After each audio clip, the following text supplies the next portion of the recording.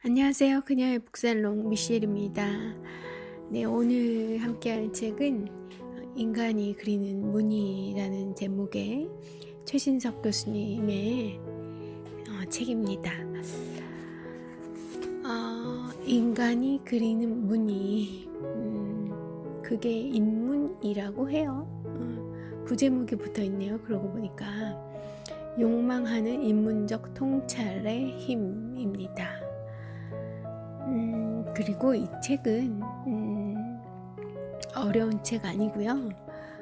EBS 인문학 특강에서 최진석 교수님이 강연하셨던 그 내용을 책으로 엮은 것인가 봐요. 그때 이제 그 EBS에서 방송할 때 광고를 했던 그 문구가 바로 이겁니다. 버릇없는 인문학 강의. 버릇없는 인문학 강의. 인문학이 버릇없대요. 버릇없는 거 우리 좋아하지 않나요? 아닌가요? 좋아하지 말라고 교육은 받았지만 버릇 없어지려고 하잖아요. 근데 우리가 많이 좀 이렇게 절제하죠. 나이 드신 분들은 다 그런 절제하는 것이 습관이 많이 됐을 텐데 버릇 없어지라고 하는 그런 인문학이에요. 뭐 궁금해지시지 않으십니까? 또 커다란 제목이 하나 더 붙어 있습니다. 우리는 나를 가두는 감옥이다. 오직 나의 욕망에 집중하라. 그냥 잘못 들으면 또 되게 오해하실 수 있는 그런 문구기도 하고요. 그렇지만 이 문구 자체로 받아들여 문구 그 자체만으로도 충분한 메시지가 있는 그런 문구 같습니다. 우리는 나를 가두는 감옥이다. 맞죠? 좋은 위대한 책들, 많은 위대한 책들, 그리고 이 시대를 뛰어넘어 우리에게 여전히 울림을 주고 있는 그런 책들과 예술 작품들, 미술들 이런 것들 보면 다 그런 메시지를 주고 있어요. 우리로부터 벗어나서 너의 욕망에 집중하라 라는 그런 메시지를 주고 있는데 각설하고 본론으로 넘어 들어가겠습니다. 제가 오늘 이 책에서 2챕터 정도 읽을 수 있을까 싶은데요. 먼저 고유명사로 돌아오라 라는 제목의 챕터 소개해 드릴게요. 여러분 숟가락 매일 쓰시죠? 뜬금없이 웬 숟가락이냐고요? 아무튼 숟가락을 떠올리며 이런 생각을 한번 해봅시다. 예컨대 숟가락을 어른들에게 쥐어주었을 때 어른들은 당연히 그것을 일반적 이해인 밥 먹는 도구라고 받아들입니다. 숟가락으로 머리를 빗거나 숟가락을 칼싸움 하는데 사용할 어른들은 극히 드물겠죠. 왜냐하면 어른들은 자기 자신의 개별성으로 존재하지 못하고 개념, 지식을 공유하는 일반 인간으로 존재하고 있기 때문입니다. 그러니까 배운 대로 학습된 그런 인간이라는 거예요. 그렇지만 어린애들은 어떤가요? 숟가락을 마치 장난감처럼 가지고 놀아요. 노는 모습도 다양하겠죠? 왜 그럴까요? 어린애들은 숟가락이 밥 먹는 도구라는 일반적 개념 체계에서 벗어나 있기 때문이에요.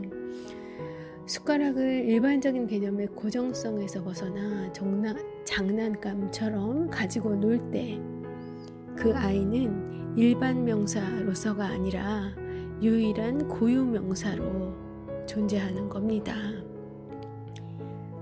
세상에 숟가락을 그렇게 생각하는 아이는 그 아이 하나인 거죠. 고유한 거죠.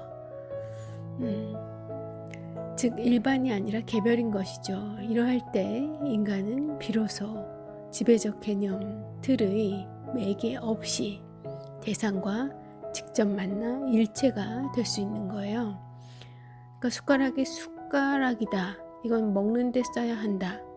라는 이 지배적 개념 틀이라는 그런 학습 없이 대상과 직접, 숟가락과 직접 일체가 될 수 있다는 거예요. 다소 거창하게 표현하자면 이것이 바로 주객명합이며 도가적 천일합일이다 입니다. 일반 인간이 개별적 주체로 재탄생되는 것이에요. 그러니까 나는 그대로 나인데 이렇게 생각할 수 있다면 개별적 주체로 그 지배적 개념 틀에 종속되지 않은 개별적 주체로 거듭난다는 말이겠죠. 인간이 개별적 주체로 등장할 때에만 감정과 감수성이 개입되는 다양한 일들, 이를테면 인격적 성숙이랄지 미학적 삶이랄지 또는 관용과 배려 등등에 참여할 수 있는 것이죠. 인간이 일반 인간으로 존재하는 한 자기 자신의 내면, 즉 주체성과 직접 대면하기는 상당히 어렵습니다. 그래요. 여기에도 있고 저기에도 있는 그런 널린 인간 중에 한 명으로 존재하는 한 자기 자신의 내면, 자기 안에 있는 내면, 그리고 주체성, 이것과 다이렉트로 만나는 기는 상당히 어렵다는 말씀이세요. 자, 장자라는 그 논어 맹자 같은 그런 장자라는 게 있죠. 장자, 노자가 쓴 책이고요. 노자의 말씀을 담겨 있는 그런 책이고, 장자에는 재미난 이야기들이 가득한데요. 소요유 편에 나오는 이야기 하나 들려드리죠. 해자가 위왕에게서 박씨 하나를 얻었습니다. 그런데 열린 박이 너무 커서 물도 담을 수 없고 바가지로도 쓸 수가 없었어요. 너무 커서 쓸모가 없다고 생각한 해씨는 그 박을 부숴버리고 말죠. 공연히 크기만 하고 쓸데가 없다고 불평하는 해씨에게 장자는 이렇게 말합니다. 큰 박이 있다면 강이나 호수에 띄워놓고 배처럼 타고 즐기면 될 터인데 왜 그대는 납작하여 아무 쓸모가 없다고 불평만 하는가. 그러면서 장자는 해씨를 일정한 틀에 꽉 막혀 있는 사람이라고 묘사합니다.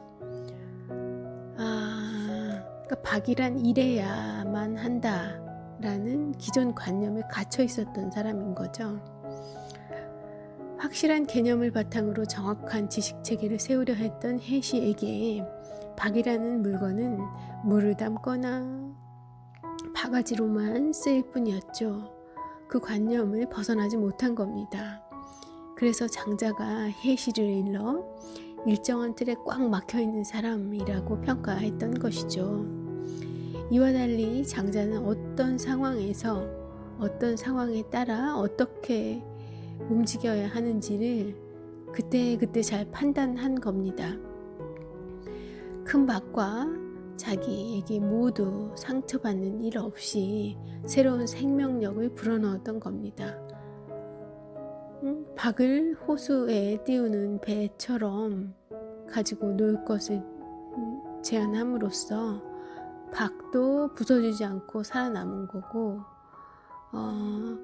또 그 장자의 생각도 확장한 거죠. 박의 새로운 쓸모, 용도, 쓰임새를 발견한 거예요. 발명한 거예요. 장자가. 만약 장자가 해시처럼 일반 관념에 포박되어 있었더라면 어떠한 창의적 행위도 상상하지 못했을 테죠. 장자는 일반 관념 체계를 벗어나 자기 내면의 주체적 독립성에 따라 그 사태와 만났기 때문에 그런 창의적 행위가 가능했던 것이에요. 숟가락이든 큰 박이든 모든 사람들이 쓰고 있는 것이 아니라 오로지 유일한 나만의 것이어야 합니다. 그래야 일반이 아니라 그 수많은 사람들 중에 한 명이 아니라 개별로 이 세상에 오직 나로 존재할 수 있습니다. 숟가락으로 밥 잘 먹으면 되지 뭐. 그리 따지냐고, 뭘 그리 따지냐고 반문하실 독자들을 위해 한 가지 사례를 알려드리죠.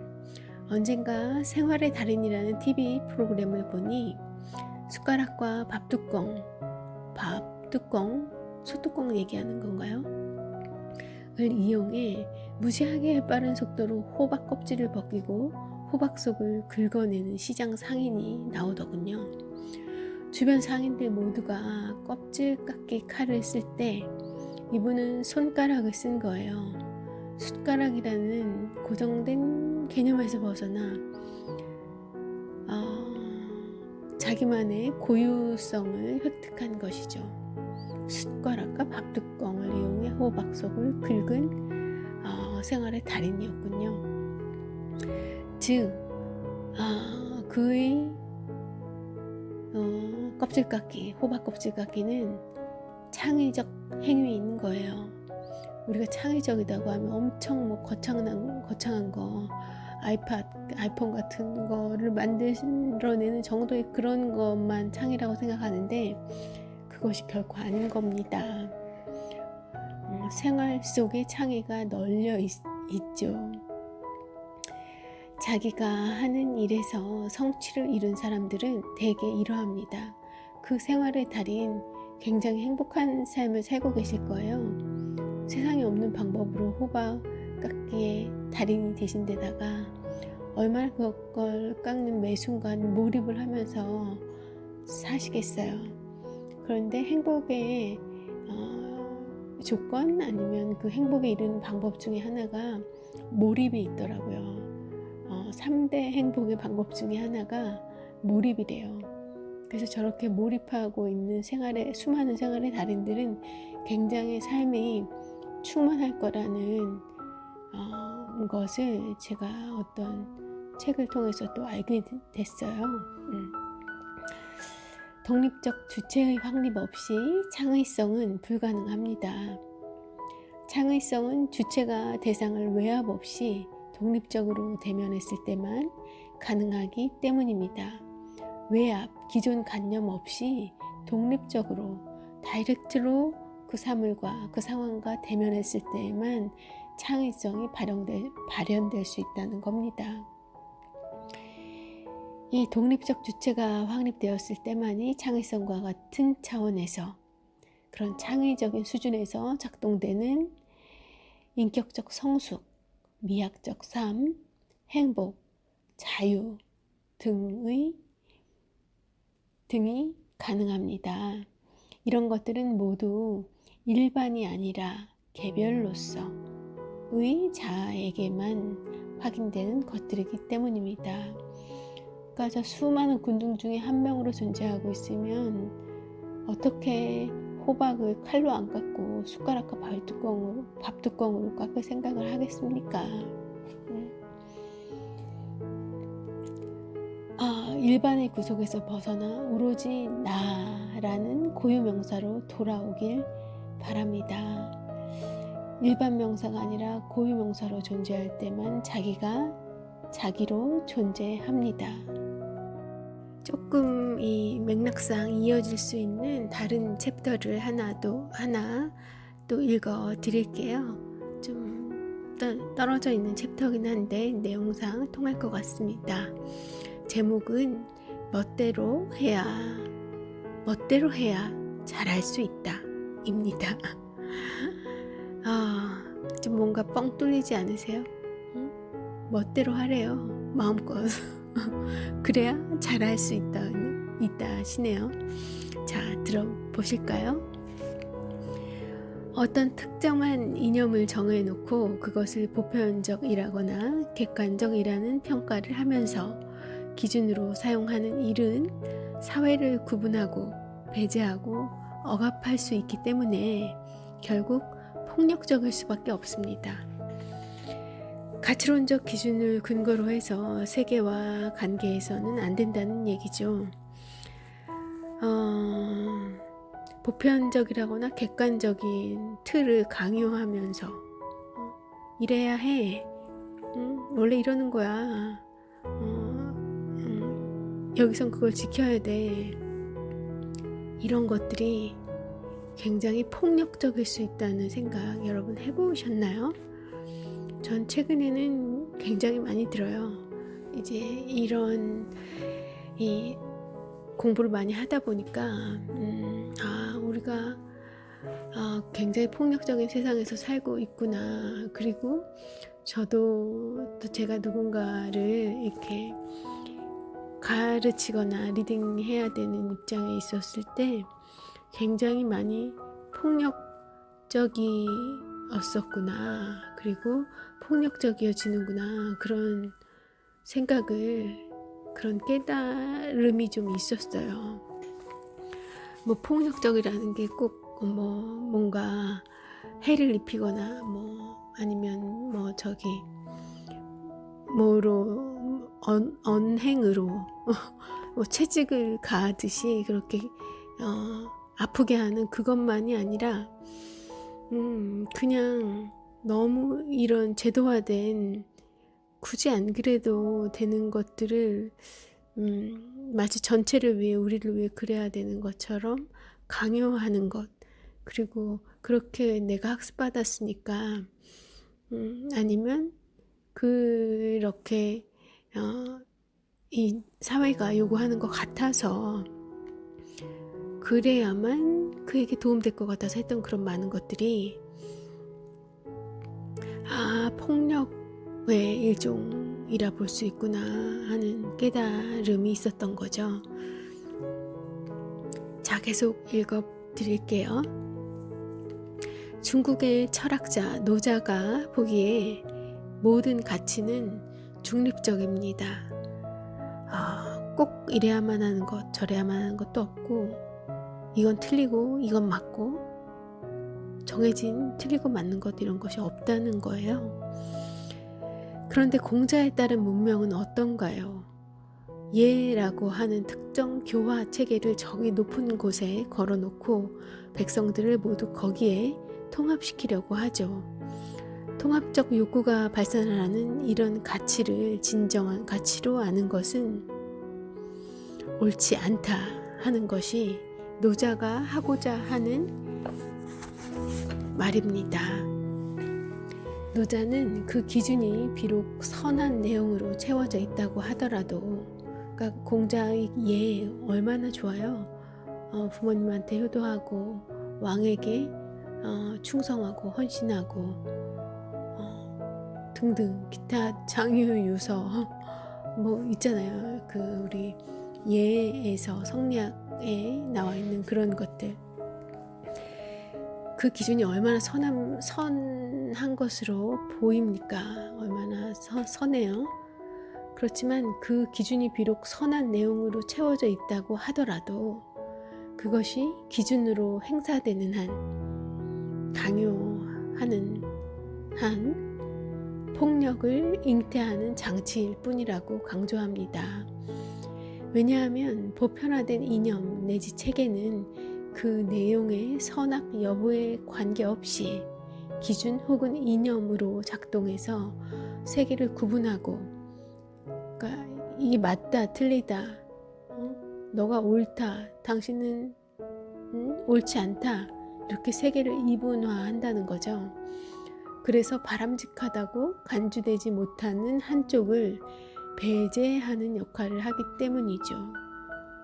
그래서 뭐가 옳고 틀리고 맞고 틀리고를 구분해서 틀린 것, 옳지 않은 것, 이런 한쪽을 배제하고 억압하는 역할을 하게 될 수밖에 없다는 거예요. 그런 사고 체계가 공자의 그 예라는 그 철학의 가르침들이, 모든 가르침들이 비록 선할지라도 이런 효과를 낳기 때문에 노자는 그거 예를 공자와 반대 지점에 있는 겁니다. 옳지 않다고 보는 거예요. 노자가 인간이 아니라 자연에 주목한 이유도 바로 여기에 있습니다. 자연에는 가치론적 기준이 작용하지 않고 그 기준이 목적으로 상정되지 않기 때문이에요. 그래서 노자는 가치론적 기준을 보편적인 틀로 사용하지 말고 개별자들의 자발적 생명력이 마음껏 발휘되게 할 것을 권유했습니다.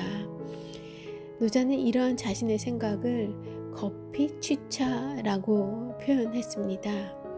저것을 버리고 이것을 취하라 라는 말이죠. 즉, 저 멀리 걸려 있으면서 인간과 사회를 지배하는 가치론적인 이념과 결별해버리고 바로 여기 있는 구체적인 개별자들의 자발적 생명력에 주목하라는 이야기입니다. 그러니까 공자에서 얘기하는 우리가 지켜야 하는 것들이 있잖아요. 장유유서, 군신유의, 그리고 효, 이런 것들, 그거 모두 좋은 가치이지만 그것을 지향하느라 이 현실 자체, 지금의 내가 발디딛고 있는 그런 이 세상 현실, 나의 욕망, 이런 것들을 저버리지 말고 그런 이념과 이상을 추구하느라고 이 현실을 외면하지 말고 나와 나의 욕망과 이 현실, 이것에 주목하라는 주장을 하신 거예요.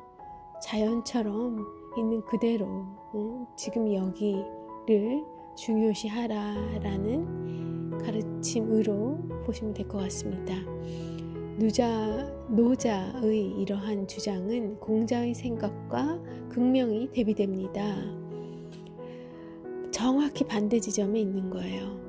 즉 모든 개별적 존재들이 보편적 가치로 합의된 예라는 것을 기준으로 하고 그 예에 일치되는 삶을 산도록 해야 한다라는 공자의 그 가르침 이념을 주장하는 그 공자에서는 그거를 극기복례라고 표현한대요.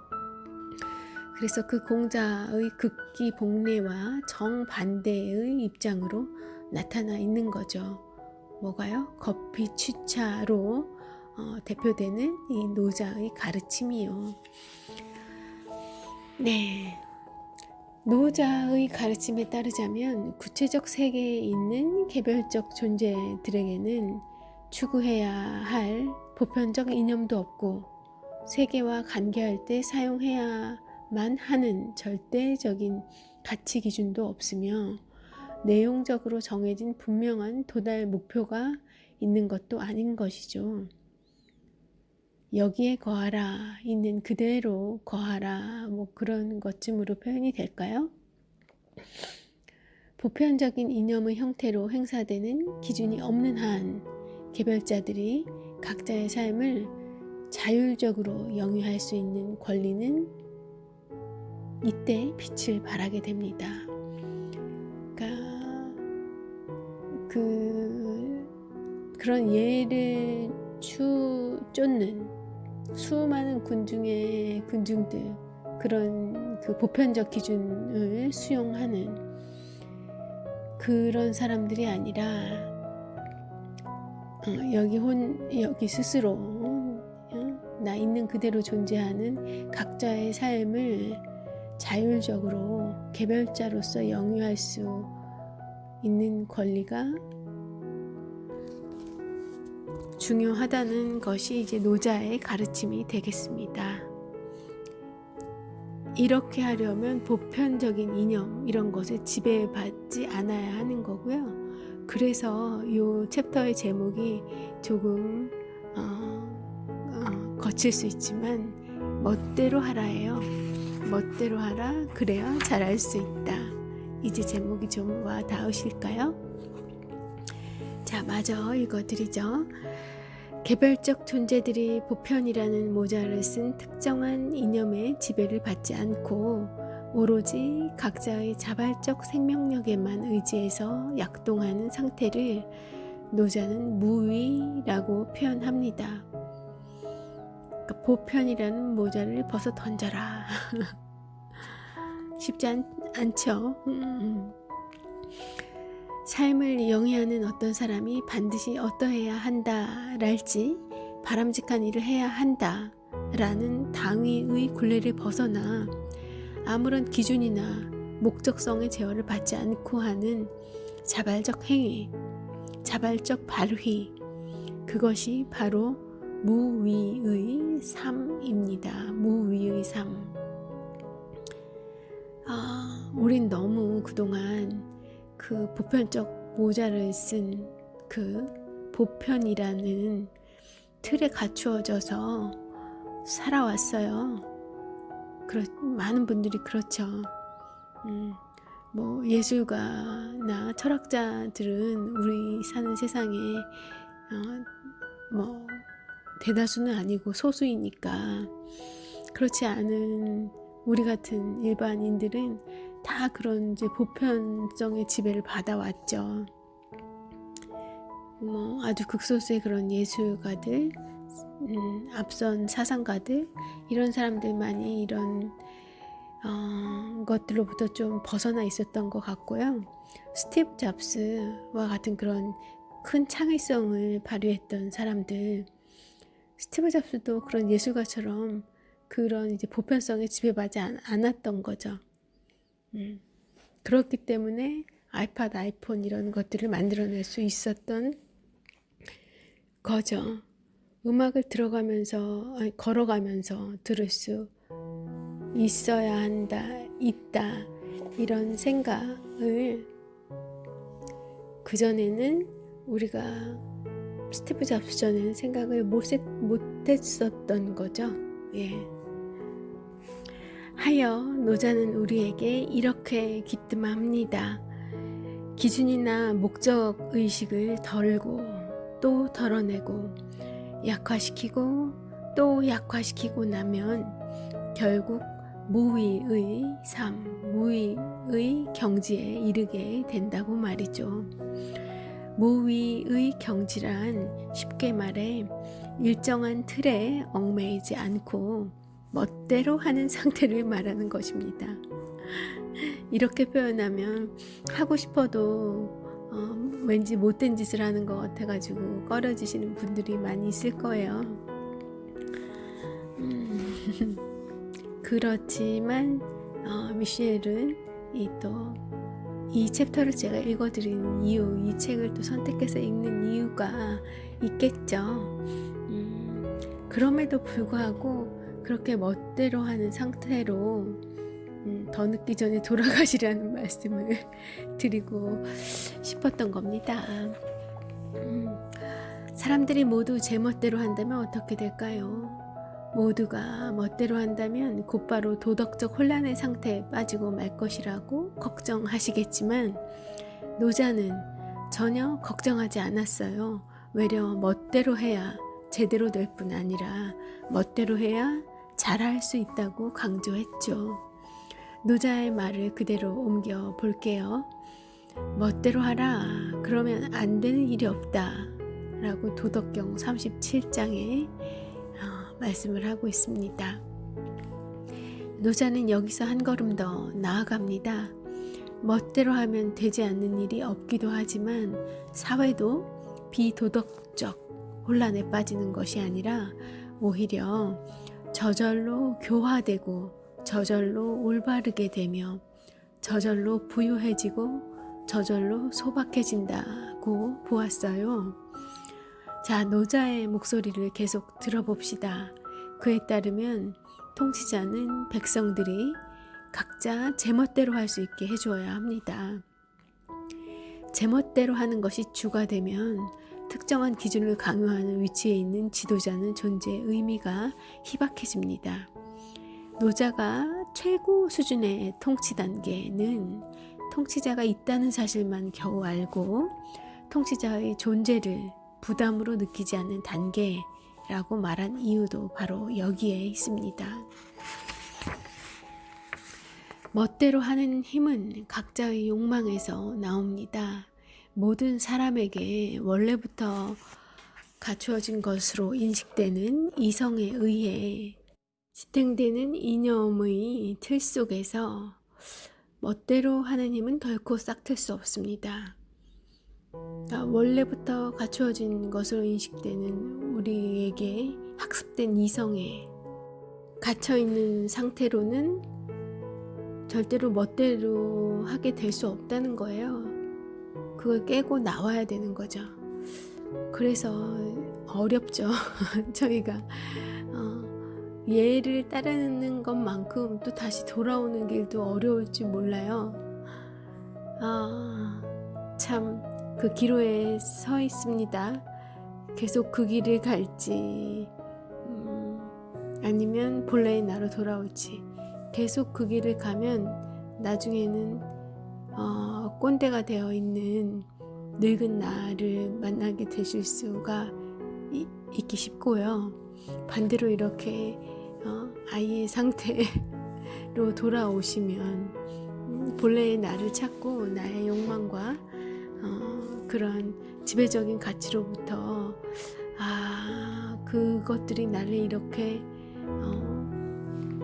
규정지었었구나, 한정지었었구나 하는 생각들을 하고 벗어 던지려는 노력들을 기울여야, 그런 노력들을 해나가야 남은 생을 좀 더 가볍고 행복하게 살 수 있을 것 같아요. 지금 현재를 누리고 현재를 즐기면서 현재에 만족하면서 그럴 수 있을 것 같고, 젊은 사람들과도 더 좋은 관계를 맺을 수 있을 겁니다.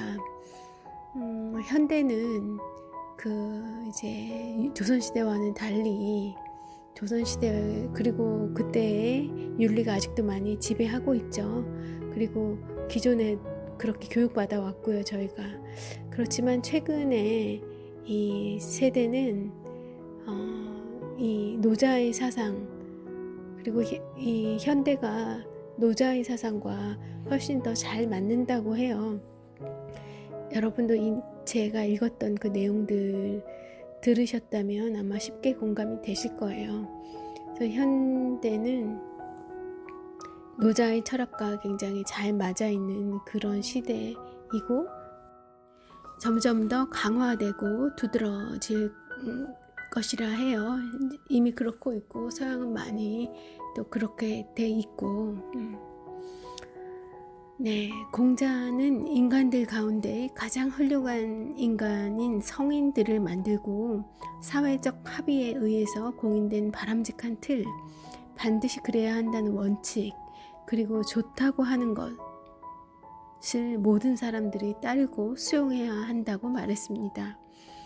그러니까 모두가 그렇게 돼야 한다는 거죠. 그렇게 노력해야 되고 그러기 위한 과정을 그런 것들을 규범으로 정해서 그것들을 체제화했잖아요. 근데 그것이 이 복제인간들, 통치에 좋은 복제인간들을 만들어내는 그런 기제였다는 것을 사람들이 다 깨닫고 벗어나려는 노력들을 하는 일환이라고 보시면 될 것 같아요. 현재의 이 노자 사상 쪽으로 전환하는 그런 이 움직임들은 바로 그것을 보여주고 있는 거죠. 이 노자는 앞서 이런 공자와 정반대였죠. 바람직한 일보다는 바라는 일, 본인이 바라는 일을 하고 해야 하는 일보다는, 그러니까 해야 하는 일, 누군가 통치를 위해서 강요하는 일, 그들이 통치하기 쉽게끔 너는 이걸 해야 해 라고 규정했던 일, 그런 일보다는 하고 싶은 일, 내가 하고 싶은 일을 하며 그 체제하에 종속되지 않고 하고 싶은 일을 하며 좋은 일보다는 그들이 좋다고 하는 그 좋은 일보다는 내가 좋아하는 일을 해야 한다고 말합니다. 곧 보편적 이성에서 벗어나 개별적 욕망에 집중하라는 얘기일 테죠. 이걸 좀 더 이제 거칠게 표현하면 개별적 욕망에 집중해야 멋대로 할 수 있고 멋대로 해야 잘할 수 있습니다. 보편적 이성에서 벗어나 개별적 욕망에 집중하라는 이야기입니다. 네. 그래서 오늘은 이 최진석 교수님의 또 어떻게 살아야 하는가, 고유 명사가 되지 말고 보통 명사가 되지 말고 고유 명사로 돌아오라. 그렇게 되는 길은 어린 시절에 그 욕망에 충실했던 나로 돌아오는 것이다. 안 그러면 꼰대와 같이 되는 그런 일밖에 남지 않을 것이다. 돌아오라. 본인으로 스스로 거하라. 지금 거기에서 거하라. 그런 메시지. 그리고 그것이 결코 사회를 혼란에 빠뜨리는 것이 아니라 그렇게 각자가 본인의 욕망에 충실해서 행복한 삶, 누가 강요한 행복 기준 이걸 쫓는 것이 아니라 스스로 생각하는 행복한 삶을 우리 사회 구성원들이 따르게 될 때 자기만의 행복과 자기만의 주체성, 자신만의 욕망을 쫓을 때 그런 개개인들이 모여있는 사회가 건강하고 보다 활기차고 에너제틱하다. 그런 사회가 바람직하다. 그리고 그런 사회는 누가 만드느냐? 사회가 정치가 절대 만들어주지 않는다. 우리 스스로가 다 방향을 턴해서 우리가 그들로부터 교육받았던 것으로부터 벗어나 스스로를 주체성을 갖고 스스로의 가치를 추구하며 그렇게 주체적이고 사고하는 숙고하는 삶으로 돌아갈 때 이 노자가 이야기하는 그런 개인도 행복하고 사회도 안정적으로 활기차게 돌아가는 그런 미래가 될 것이다. 뭐 이런 내용으로 요약을 드리면서 미셸은 오늘 월요일 시작해 봅니다. 좋은 하루, 좋은 한 주 시작하시길 바랄게요. 미셸이었습니다.